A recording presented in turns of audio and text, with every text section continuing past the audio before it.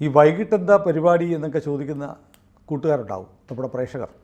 അവർക്ക് നെഞ്ചു പൊള്ളിക്കുന്നൊരു വാർത്തയുണ്ട്. അതായത് നമ്മുടെ കേരളത്തിൽ മദ്യവിതരണം ഒരു 3 കൂട്ടർക്കുള്ള 3 സർക്കാർ ഏജൻസിയാണ്. ഒന്ന് ബെവ്കോ, സപ്ലൈകോ, പിന്നെ കൺസ്യൂമർ ഫെഡ്. അതിൽ ബിവറേജസ് കോർപ്പറേഷൻ എന്ന് പറയുന്നത് ബെവ്കോ 2022 ജനുവരി മുതൽ 2024 ജൂൺ വരെ പൊട്ടിച്ച് കളഞ്ഞത് 2,97,700 കുപ്പികളാണ്. എന്ന് പറഞ്ഞാൽ 14,85,00,000 രൂപയുടെ മദ്യം. കുപ്പികളല്ല പൊട്ടിയ, മദ്യമുള്ള കുപ്പിയാണ്. നഷ്ടം എന്ന് പറയുന്നത് 14,85,00,000 രൂപ, അതായത് 15 കോടി രൂപയുടെ കുപ്പികൾ പൊട്ടിപ്പോയി. അപ്പോൾ സംസ്ഥാനത്ത് ബെവറേജ് കോർപ്പറേഷന് മാത്രം ഏതാണ്ട് 26 വെയർ ഹൗസുകളുണ്ട്, 278 റീറ്റെയിൽ ഔട്ട്ലെറ്റുകളുണ്ട്. അങ്ങനെ രണ്ടും കൂടെ 304 എണ്ണം. ഈ 2 വർഷത്തിനുള്ളിൽ ഓരോ ഷോപ്പിലും 977 കുപ്പി പൊട്ടിയിട്ടാവണം. ഈ ടോട്ടൽ പൊട്ടിയ കുപ്പിയുടെ എണ്ണത്തിനെ 304 കൊണ്ട് ഹരിക്കുമ്പോൾ, അതായത് ദിവസം പ്രതി ഒരു റീറ്റെയിൽ ഷോപ്പിൽ 1.25 കുപ്പി വെച്ച് പൊട്ടുന്നുണ്ട്. നമുക്ക് പെട്ടെന്ന് ആലോചിക്കുമ്പോഴത്തേക്ക് ചിലപ്പോൾ പൊട്ടുമായിരിക്കാം എന്നൊക്കെ തോന്നും. എന്നാലും ഈ 2,97,700 എന്ന് പറയുമ്പോൾ ഏതാണ്ട് 3 ലക്ഷം, 300 കുപ്പിയുടെ പൊട്ടിയ 3 ലക്ഷം ആകും. ഇത്രയും കുപ്പിയൊക്കെ പൊട്ടിപ്പോകുമോ? അത് അങ്ങനെ പൊട്ടിപ്പോകുന്നതായിരിക്കില്ല. അത് അങ്ങനെ പൊട്ടിച്ച് കാശുണ്ടാക്കുന്ന പരിപാടിയാകാനേ സാധ്യതയുള്ളൂ. കാരണം എന്താണെന്ന് വെച്ച് കഴിഞ്ഞാൽ, സാധാരണഗതിയിൽ പൊട്ടുകയാണെങ്കിൽ, ഇങ്ങനെ സ്ഥിരമായിട്ട് പൊട്ടുകയാണെങ്കിൽ ബിവറേജസ് കോർപ്പറേഷന് ഈ കമ്പനികളോട് പറയാം, ഞങ്ങൾക്ക് ഇത് ഇങ്ങനെ പാക്ക് ചെയ്ത് പോരാ, പാക്ക് ചെയ്ത് വൃത്തിയായിട്ട്. അതിനകത്ത് ഈ ബനിയൻ വേസ്റ്റ് പോലത്തെ സാധനം കിട്ടല്ലേ വരുന്നത്. സാധാരണഗതിയിൽ അത് പേപ്പർ ചുരുളുകളല്ലേ. സാധാരണഗതിയിൽ ഇതിപ്പോൾ കൈകാര്യം ചെയ്യുമ്പോഴും അങ്ങോട്ട് കൊടുക്കുമ്പോഴും ഇങ്ങോട്ട് കൊടുക്കുമ്പോഴും ഒക്കെ പൊട്ടിയെന്നാണ് ഈ പറഞ്ഞിരിക്കുന്നത്. അങ്ങനെ പൊട്ടാനുള്ള സാധ്യത വിരളമാണ്. പക്ഷെ അങ്ങനെ പൊട്ടുന്നു എന്നിരിക്കട്ടെ, പൊട്ടുക കുപ്പിയല്ലേ. അതെ, ചിലതൊക്കെ അവിടെ ഇവിടെയൊക്കെ മറിഞ്ഞു വീഴുമ്പോഴും ഒക്കെ വേണം. അങ്ങനെ രണ്ടുപേരും അങ്ങോട്ട് കൈകാര്യം ചെയ്യുമ്പോൾ നിലത്ത് വീണിട്ടൊക്കെ വേണം പൊട്ടാൻ. അല്ല, കൈകാര്യം ചെയ്യുന്ന കാര്യം പറയുമ്പോൾ ഞാൻ കാര്യം പറയാം. നമ്മൾ എറണാകുളത്തെ ആളുകൾക്ക് പ്രത്യേകിച്ച് മനസ്സിലാക്കണം. ഈ കലൂർ കടവന്തറ റോഡ് എറണാകുളത്തെ പ്രധാനപ്പെട്ട റോഡാണ്. KK റോഡ്, കോട്ടയത്തെ KK റോഡല്ല, എറണാകുളത്തെ KK road, Kaloor Kadavanthra road. അതിൻ്റെ അങ്ങേയറ്റത്ത് കടവന്തറ ചെല്ലുന്നിടത്ത് ആ കോർണറിൽ നേരത്തെ കൺസ്യൂമർ ഫെഡിന് ഒരു വിദേശ മദ്യശാലയുണ്ടായിരുന്നു, ഫസ്റ്റ് ഫ്ലോറിൽ. അപ്പോൾ അവിടെ താഴെ ബസ് സ്റ്റോപ്പാണ്, വളരെ ക്രൗഡഡ് ആയിട്ടുള്ള ജനങ്ങൾ വന്നു നിൽക്കുന്ന തിരക്കേറിയ ബസ് സ്റ്റോപ്പ്. ആ ബസ് സ്റ്റോപ്പിൽ നിന്ന് സ്ഥിരം ബസ് കയറുന്ന ആളായിരുന്നു ഞാൻ.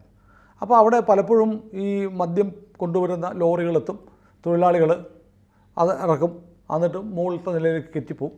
ഇതിനിടയ്ക്ക് ഒരു കുപ്പി പോലും അവിടെ വീണ് പൊട്ടിയതായിട്ട്, ഇത് കയറ്റി ഇറക്കി കൊണ്ടുപോകുന്നതിനിടയ്ക്ക് വീണ് പൊട്ടുന്നതായിട്ട് ഞാൻ കണ്ടിട്ടില്ല. കാരണം മദ്യക്കുപ്പി പൊട്ടിയാൽ എല്ലാവരും അറിയുമല്ലോ, അതൊരു തമാശയും കൗതുകമാണ്, ആളുകൾ നോക്കും, ഇതിൻ്റെ സ്മെല്ലുണ്ടാവും. ഒരു 3-4 വർഷം അടുപ്പിച്ച് ആ ബസ് സ്റ്റോപ്പിൽ ഞാൻ ബസ് കയറിയിട്ടുണ്ട്.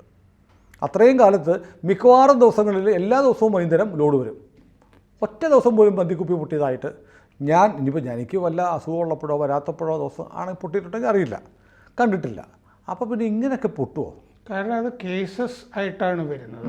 മദ്യക്കുപ്പികൾ കേസുകൾ, ഇത്ര കേസ് 12 എണ്ണം ഒക്കെ ചേർത്തിട്ട് ഒരു പാക്കിംഗ് ആയിട്ടാണ് അത് വരുന്നത്.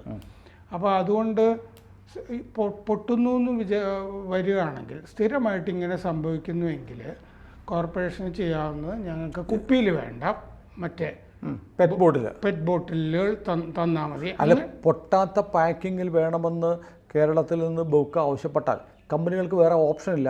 കാരണം കേരളത്തിൽ സർക്കാർ ഏജൻസികൾക്ക് മാത്രമേ ഈ മദ്യം വിൽക്കാൻ അധികാരമുള്ളൂ. അതിൽ ഏറ്റവും പ്രധാനപ്പെട്ടത് ബെവ്കയാണ് തന്നെ. അപ്പോൾ ബെവ്ക പറയുക, ഇങ്ങനെ പൊട്ടാത്ത തരത്തിൽ പാക്ക് ചെയ്ത് തന്നാലേ ഞങ്ങൾ വാങ്ങൂ എന്നുള്ളത് പറഞ്ഞാൽ അവർ എന്ത് മെഷർ എടുത്തും പാക്ക് ചെയ്ത് തരും. അത് ആവശ്യപ്പെടാവുന്നതാണ്. അത് ആവശ്യപ്പെടാത്തത് എന്തുകൊണ്ടായിരിക്കും?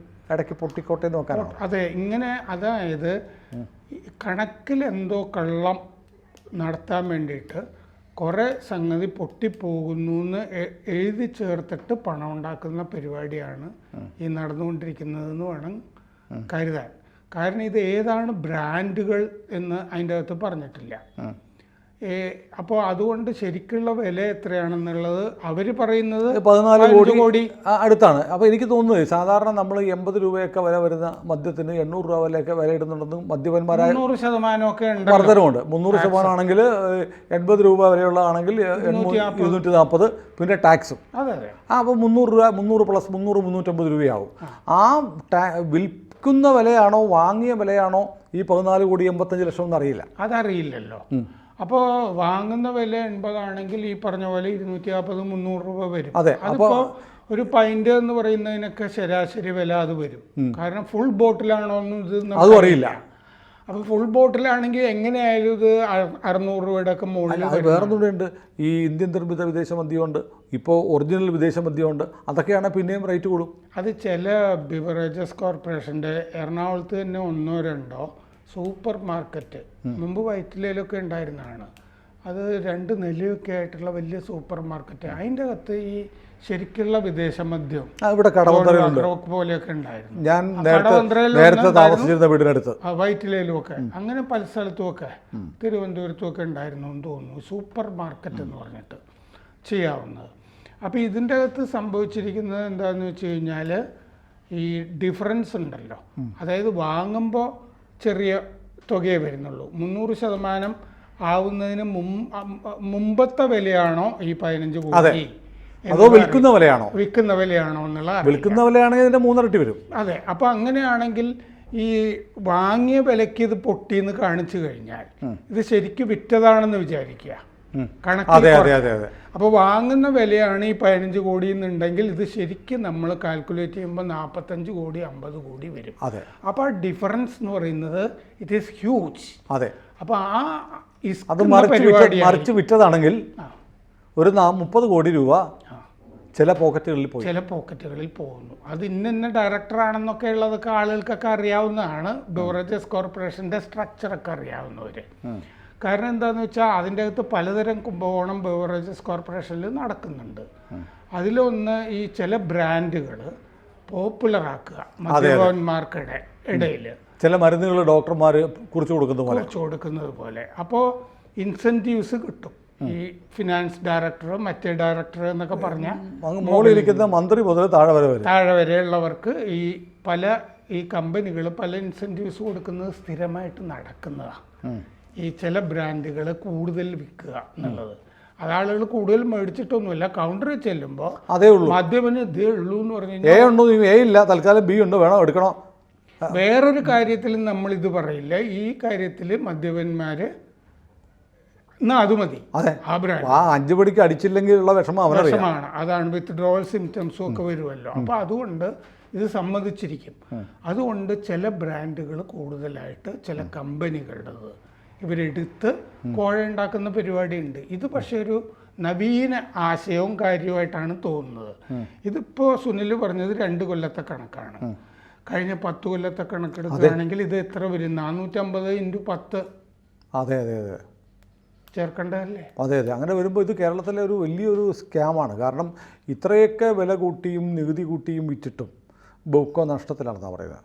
അപ്പോൾ ബെവ്കോയിലൊരു പൂച്ചയാണോ കാളയാണോ എന്നൊരു സംശയം. പക്ഷേ കഴിഞ്ഞ കൊല്ലം 230 കോടി രൂപ ലാഭം ഉണ്ടാക്കിയെന്ന് ഞാൻ വായിച്ചു. അതെയല്ലേ? അല്ല, ഞാൻ പറഞ്ഞത് കേട്ടില്ല, സാറ് കേട്ടില്ല. പൂച്ചയാണോ കാളയാണോ എന്ന് അറിയത്തില്ല. പിഞ്ഞാണിക്കടയിൽ കാള കയറിയത് പറയത്തില്ല, അങ്ങനെ പറയാറുണ്ട്. അങ്ങനെ കയറിയതുപോലെ ഇപ്പോൾ ഇത്രയും വലിയ തുക 2 വർഷം ഇത്രയായി. അങ്ങനെ 10 വർഷം എത്രയാണെന്ന് നോക്കുമ്പോൾ പൂച്ചയല്ല, ബുൾ ഇൻ ദി പോഴ്സലിൻ ഷോപ്പ്. അതൊരു ബുള്ള് കയറിയിട്ടുണ്ടോ എന്നൊരു സംശയം അതുണ്ട്. അപ്പോൾ അതുണ്ടാവും. പക്ഷേ എനിക്കത് തോന്നുന്നു ചിലപ്പോൾ ഈ കൈകാര്യം ചെയ്യുമ്പോൾ ജീവനക്കാരുടെ കയ്യിൽ നിന്നൊക്കെ ഒരെണ്ണം വീടൊക്കെ പൊട്ടിപ്പോവാം, അതുകൊണ്ടാവാം. പക്ഷേ ഇതിനൊക്കെ കൃത്യം മാർക്ക് ചെയ്യാനുള്ള സംവിധാനമൊക്കെ ഉണ്ടാവത്തില്ലേ? അതെല്ലാം ഉണ്ടാവും. എല്ലാ ദിവസവും ഇവർക്ക് ഇൻറ്റേർണൽ വിജിലൻസ് ഒക്കെ ഉണ്ടാവുമല്ലോ. എല്ലാ ദിവസവും ഇപ്പോൾ ഈ വൈറ്റിലുള്ള ഒരു ഷോപ്പിൽ എല്ലാ ദിവസവും കുപ്പി വീട് പൊട്ടുന്നു കണക്കുണ്ട്. എല്ലാ ദിവസവും പൊട്ടുന്നുണ്ടോ ഒന്ന് പരിശോധിക്കാൻ, ക്രോസ് ചെക്ക് ചെയ്യാനുള്ള സംവിധാനം, പ്രത്യേകിച്ച് അവിടെ ഇതൊക്കെ ഉണ്ട്, CCTV ഒക്കെ കാണുമല്ലോ. അപ്പോൾ ക്രോസ് ചെക്ക് ചെയ്യേണ്ടെന്ന് തീരുമാനിച്ചിട്ടുണ്ട്. എല്ലാവരും അറിഞ്ഞുകൊണ്ടുള്ള പൊട്ടലാണ് ഈ നടന്നിരിക്കുന്നതെന്ന് അർത്ഥം. അല്ലെങ്കിൽ സുനിൽ പറഞ്ഞ പോലെ ഇന്നടുത്ത് കൂടുതലായിട്ട് പൊട്ടുന്നു എന്ന് കണ്ടു കഴിഞ്ഞാൽ അവിടുത്തെ ജീവനക്കാരനെ എടുത്ത് മാറ്റാമല്ലോ.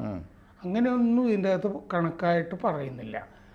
പൊട്ടിയത് കൊണ്ട് ആ നഷ്ടം ഇങ്ങനെ നികത്തിയെന്നോ ഒന്നും കൈകാര്യം ചെയ്യുന്നവരിൽ നിന്ന് ഈടാക്കിയെന്നോ ഇങ്ങനെ ഒന്നും പറഞ്ഞതായിട്ട് ആ കണക്കിൽ കാണുന്നില്ല. വല്ലാത്തൊരു പൊട്ടലാണിത്. അതെ അതെ അതെ, വലിയ മാലപ്പടക്കം പൊട്ടുന്നതുപോലെയാണ് പൊട്ടുന്നത്. പക്ഷേ ഞാൻ ആലോചിക്കുന്നത്, ഇതിപ്പോൾ സർക്കാരിൻ്റെ ഒക്കെ കണക്കുകൾ പരിശോധിക്കുന്ന സ്ഥാപനങ്ങൾക്കൊക്കെ ഈ ഒരു വീഴ്ച കാണുമ്പോൾ നമ്മളിപ്പോൾ ചർച്ച ചെയ്തു, ഇത് കാണുമ്പോൾ ഇതെന്താ എന്ന് ഒരു സ്വാഭാവികമാണോ അസ്വാഭാവികമാണോ ജനുവിനാണോ അല്ലെങ്കിൽ ഉണ്ടാക്കിയെടുത്തതാണോ എന്ന് അന്വേഷിക്കേണ്ട ഉദ്യോഗസ്ഥന്മാരുണ്ട്.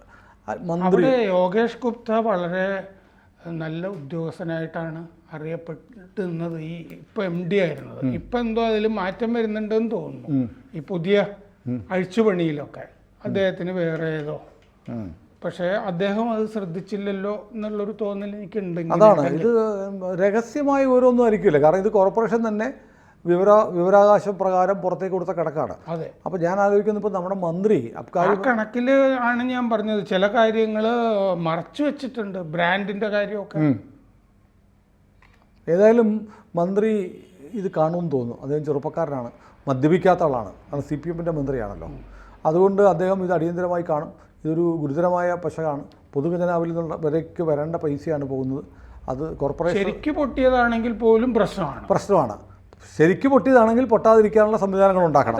ഇനി പൊട്ടാതെ പൊട്ടി എന്ന് കാണിച്ച് ആരെയോ സർക്കാരിനെയും ജനങ്ങളെയും പറ്റിക്കുന്നതാണെങ്കിൽ അതിലും ഇടപെടണം. മന്ത്രി ഏതായാലും ഇത് കണ്ടിട്ടുണ്ടാവും. കാരണം ഈ മന്ത്രിക്ക് അറിയാമല്ലോ, ഡിപ്പാർട്ട്മെൻറ്റ് ചിലപ്പോൾ മന്ത്രി അറിയുന്നുണ്ടാവില്ല. ഏതായാലും പത്രങ്ങളിൽ വന്നു കഴിഞ്ഞു. നമ്മളിപ്പോൾ വീണ്ടും പറയുന്നു, പ്രിയപ്പെട്ട എക്സൈസ് വകുപ്പ് മന്ത്രി ഈ കാര്യത്തിൽ ഇടപെടുക. ഈ കുപ്പി ഇങ്ങനെ പൊട്ടുന്ന എന്താണെന്ന് അന്വേഷിക്കുക. പാവപ്പെട്ട കുടിയന്മാരുടെ ചങ്കിലെ തീയാണ്, ഒന്ന് അണച്ചു കൊടുക്കൂ. കൂടുതൽ വാർത്തകളും വിശേഷങ്ങളും നിങ്ങളിലേക്ക് എത്താൻ ABC മലയാളം സബ്സ്ക്രൈബ് ചെയ്യുക, ബെൽ ബട്ടണും അമർത്തുക.